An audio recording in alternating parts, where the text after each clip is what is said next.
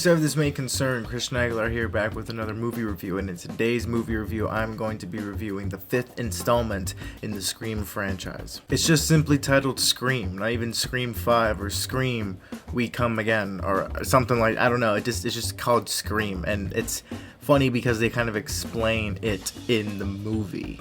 Funny enough. Before I get into today's review, I'm going to say that this is all going to be spoiler free, so don't worry, I'm not going to mention anything of importance or big what the hell moments. I'm just going to say what I like, maybe some things I disliked, and give you my overall opinion about the movie, but I'm going to keep it spoiler free. The film stars Melissa Barrera, Jenna Ortega, Dylan Minnette, Jack Quaid, Mikey Madsen, Jasmine Savoye Brown, and of course with the returning cast of Neve Campbell, David Arquette, and Courtney Cox. So set 25 years after the original film, a streak of brutal murders begin to occur when someone new dons the Ghostface mask and begins terrorizing a group of teenagers, all because they have a personal connection to one of the killers in the first film. Now, I'm not going to say in particular who is related to the killer from the first movie, because I didn't know going into the movie which one of these people are related to who, and I don't really remember the trailers making that apparent, so I will not say who that is. But regardless, I do like how they bring back one of the old killers, Billy Loomis. Despite him being dead, he is very much a ghost of the past that's still haunting the present, and I admire how they incorporated the actor to return and kind of like reprise the role again. One of the major things I really admire about this film is that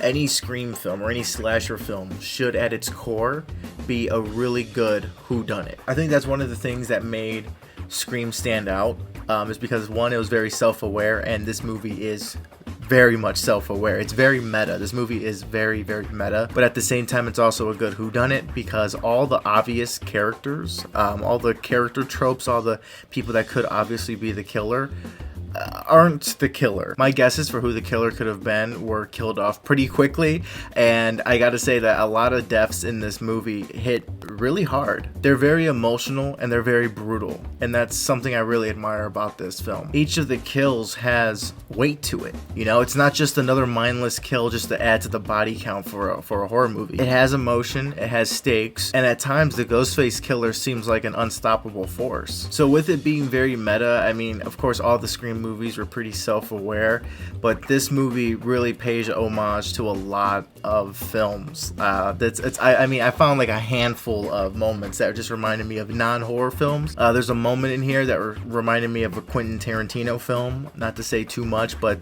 yeah, there's a moment where it reminded me, and it's just straight up a big homage to a Quentin Tarantino film, and I thought that was pretty funny. That was about Gail wanting to write a story about Dewey rather than all the murders that occur, because throughout the series, Gail has always wrote murder mystery novels about the Woodsboro murders. So I like how she has the idea to change it up a bit, so to write about one of the heroes rather than the murders that took place. And when Sydney delivers the line, "Oh, I would like to read that story," it kind of reminded me of Lord of the Rings a little bit. With Frodo and Sam on their journey, there's a moment where Frodo turns to Sam and says, "Oh, I want to hear more about Samwise the Brave, you know. Out of all the tales of Middle-earth, I want to hear more about Sam." So that little heartwarming moment is shared between Gale and Sydney, and it just reminded me of Lord of the Rings 100%. The effects are top-notch. Of course, there's a mixture of practical and CGI, but a lot of the close-up deaths look practical, and I just admire that from a horror movie, especially from a slasher, because old school slashers are all practical. Like, there was no CGI back in the day, so they had to do it all practically. So I'm glad to see that a lot of the effects in here look to be done practically. And a lot of the deaths made me cringe, and if you have a light stomach with blood, there's a lot of blood in this movie. It's pretty crazy how brutal and gory the movie gets. I mean, they really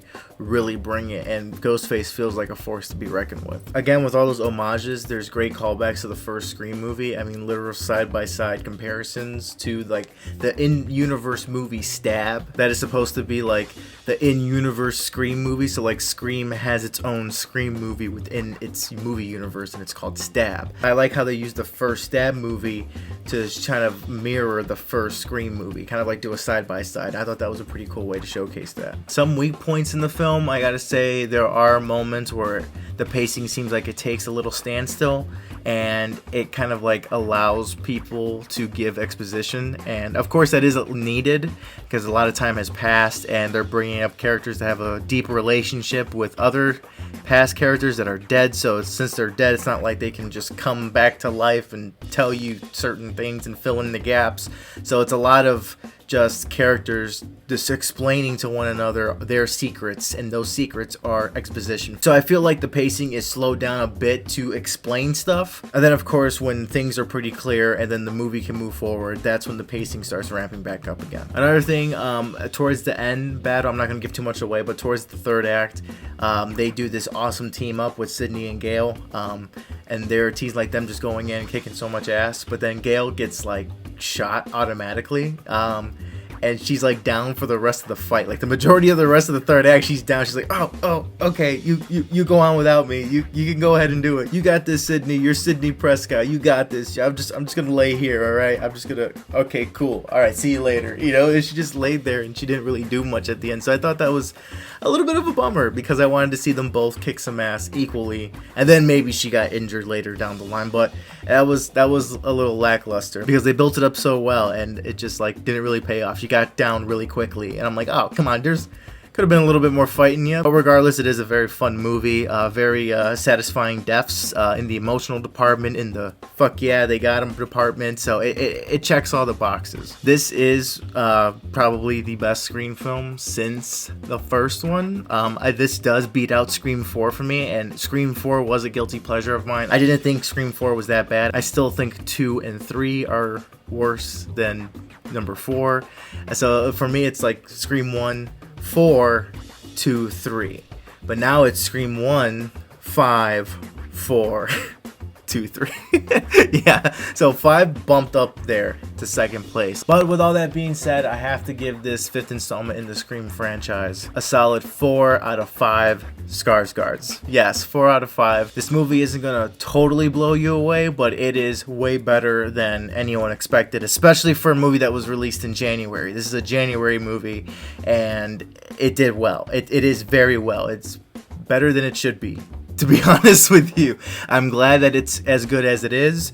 Maybe there will be more sequels, but if not, I'm glad if it is put to rest here. It was a great return, but if they don't go on, I wouldn't be too upset. But if they do, it's understandable, and I'm glad because this series is awesome. I'm a huge fan of it, and I'm glad to see it back, especially after the unfortunate passing of Wes Craven.